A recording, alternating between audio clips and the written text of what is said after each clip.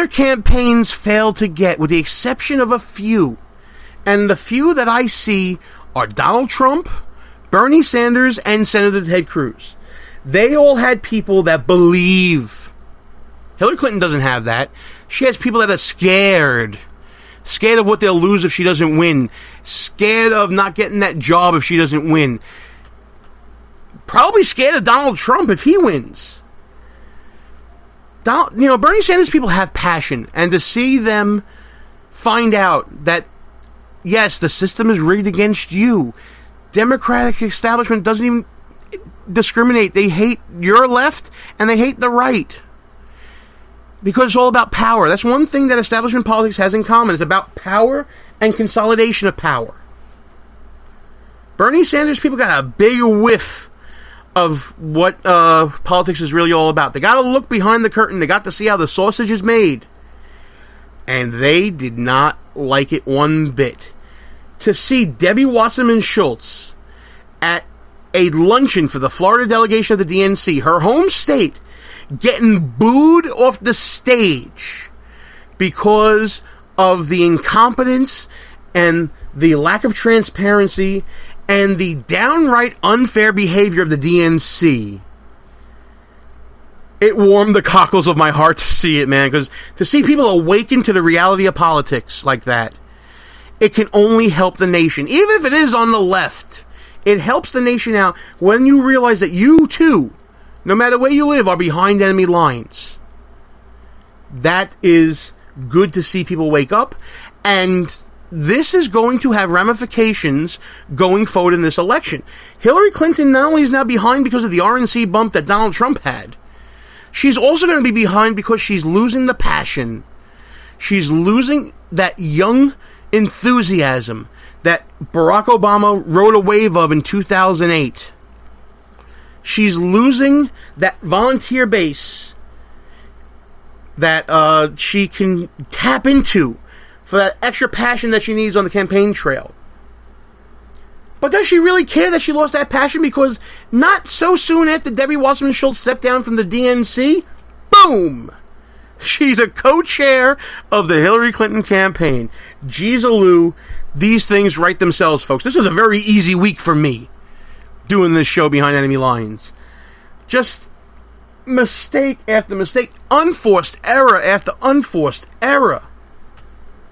I haven't even gotten to the fact that Trayvon Martin's mother and Michael Brown's mother and Eric Garner's mother are all speaking at the DNC this week. We haven't even talked about the pandering and the catering to the Black Lives Matter movement that has, in its own part, in its own way, created this violent, volatile climate against police. We haven't even gotten to the Michelle Obama speech, as eloquent as she may have been, talking about how government needs to raise children in the next 7-8 years, and that's why we got to vote against Donald Trump, when it really should be parents who are raising children. Come on, folks, there's so much material here. It is the Russell Gallo tennis ball theory. Not ping pong ball. It's the tennis ball theory of politics. Russ Gallo talked about this on the show many a time. You take a tennis ball machine, you fill it up with tennis balls, and you shoot them over the net rapid fire. You don't know what to hit back at any point. Checking out the chat room real quick. A lot of comments talking about, actually one agreeing with me from our friend Matt Fairley, saying that Trump won it fair and square, agreeing with me that even if the RNC wanted to influence, they apparently were powerless to do it. And, we may be referring to superdelegates there, and we haven't even talked about that, how the system was rigged before we got to the DNC. The system was rigged before we got to WikiLeaks, because the insiders gave themselves free votes. Man, oh man, where do we begin with this? Where do we end with this? Where do we go from this? Well, where I'm going to go right now is to Andre Walker. It's a little early for Andre during the show. We usually save him towards the end, because we want you guys to listen to Andre Walker. Andre Walker, he's got a gig stateside now. I'll let everybody know where that is, but I think he's writing for either the New York Observer or something like that nowadays. Still has the gigs overseas, but you know what? Andre did a great segment this week on the DNC. Let's let everybody listen to that right now. we'll take a little breath here to listen to even the song stylings, God help us, of Mr. Andre Walker. Hello and welcome. My name's Andre Walker, and your weekly monologue starts right now. It's official! It's time to start buying the shares in Mexican concrete suppliers because Hillary is against Trump. I think we all know who's going to win that one. Yes, who could have believed it? The DNC managed to stop the Bernie revolution. They may have felt the burns, but the Burns unit has definitely applied some cream. They didn't exactly, of course, do it fairly, and the public are not happy. But, well, we think we already know by now that she should really be called Hillary Sodom Clinton, because she really doesn't care what voters think at all. But as you think, so you become, which is why the DNC played Happy by Pharrell Williams after the acclamation. It's a great song, but let me suggest some new lyrics. Now, by the way, you've got to forgive me for my singing voice. I never trained as a singer because I'm not a woman, unlike Hillary Clinton. Because it's crappy, clap along if you want Bill to get away with abuse. Because it's crappy, clap along on Benghazi, we can hide the truth. Because it's crappy, clap along if you think Hillary is not a moose. Crappy, crappy, crappy, crappy. Well, you get the idea. But no matter what gloss they put on it, people are not clapping along to this. They're booing, and rightly so. Watching Bernie get dragged onto the floor was just such a poetic moment. It was a metaphor for everything that's happened. Dragged onto the floor, dignity stripped, democracy ignored, and all ahead of the coronation of the new American Ice Queen, Hillary Clinton. But let's not cry too many tears for Bernie Sanders, because after all, he is a left-wing nut job. One touching moment at the DNC was watching Bernie's brother Larry vote for his brother on behalf of Democrats abroad. For those who don't know, Larry is the health spokesman for the British Green Party and a member of Oxfordshire County Council. He went to Brooklyn College, then to Harvard, and then to Oxford, which I might have said proved Darwin's theory of evolution, had it not made his views even crazier than his brother's. Let me just tell you this, the British Green Party supports laws that allow workers to work whatever hours they want, taxes on gifts from parents to their own children, 100% death duty, so your entire estate goes to the government when you die, making it illegal for prostitutes to have their children taken into care. Sports teams would have to be owned by cooperatives and could not play teams from countries the government doesn't like, and legalising membership of Al-Qaeda and the Islamic State for British nationals. You know, because we didn't have enough problems already. And the list goes on and on and on. One thing that I was shocked at during the DNC week was that, quote, undocumented immigrants, unquote, were allowed to speak from the platform. Sorry, I'm no lawyer, but surely an undocumented immigrant is an illegal alien who has broken American law to come to the country. Are you out of your tiny mind? How can criminals be part of the process of selecting candidates for President of the United States? Oh, hang on. What difference does it make when you're nominating a criminal anyway?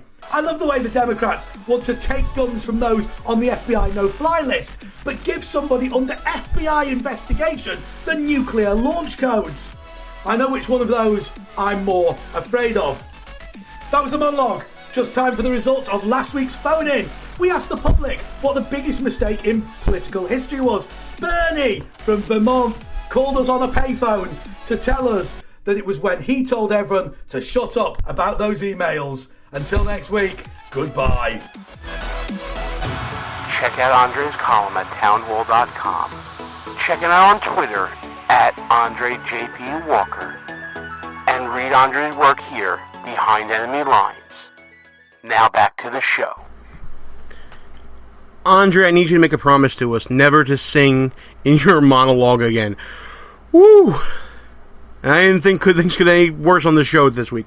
Oh man, Andre Walker. Check him out at andrewalker.uk and of course at Town Hall and right here Behind Enemy Lines.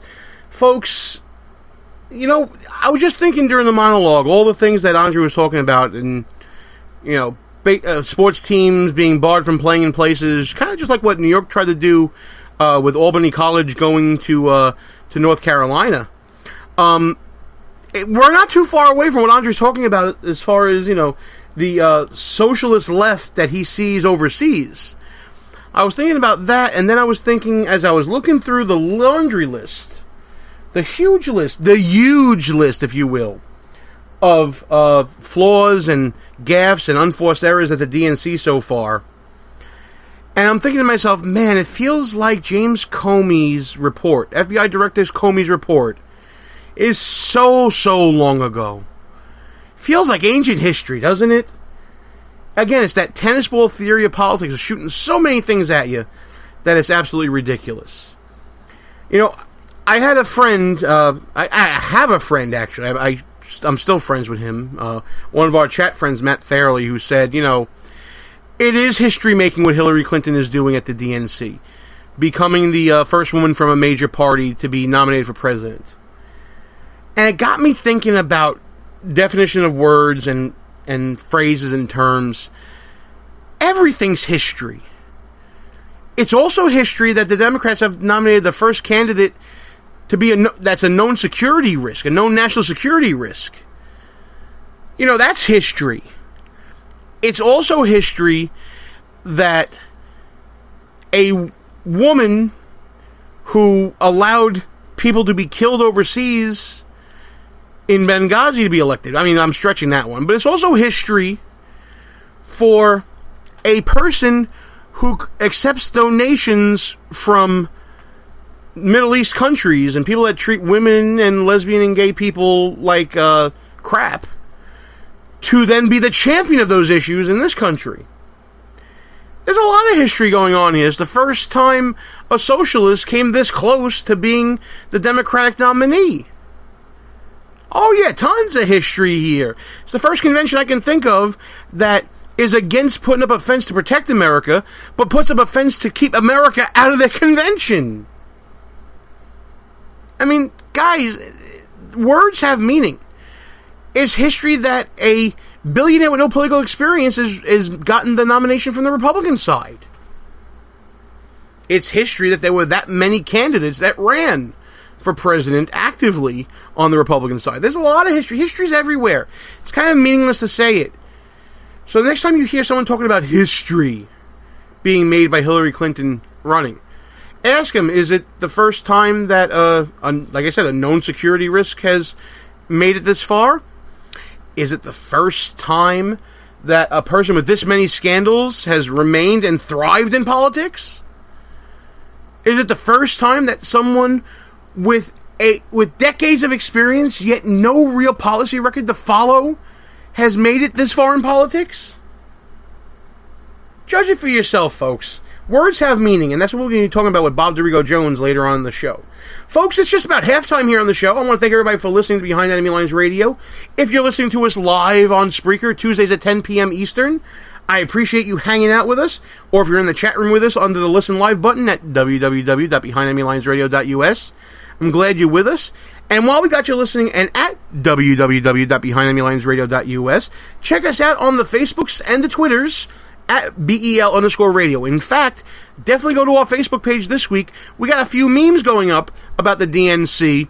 Hope you like them and give us your feedback on them. But in case you're listening to us not live, which, it's understandable. You got things to do. I understand. I'm not heartbroken. I'm a little upset.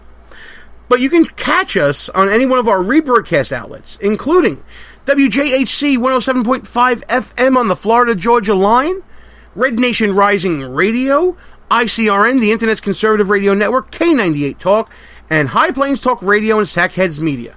And even then, if you miss us on any one of those rebroadcasts when they're scheduled, then check the listings at www.behindenemylinesradio.us. Again, I won't be so hurt if you miss the rebroadcast. It's okay, I get it, I understand. But there's no excuse to miss us anytime you want from one of our podcasting outlets, and you can download us on demand anytime from iTunes, Spreaker, TuneIn, Stitcher, Podbay, Player FM, Google Play Music, discover us on there, iHeartRadio, we want to always thank iHeartRadio for putting us on, and also our newest podcasting outlet, SoundCloud. We are back on SoundCloud, couldn't be happier about it, and listen, you guys have no excuse anymore. There are so many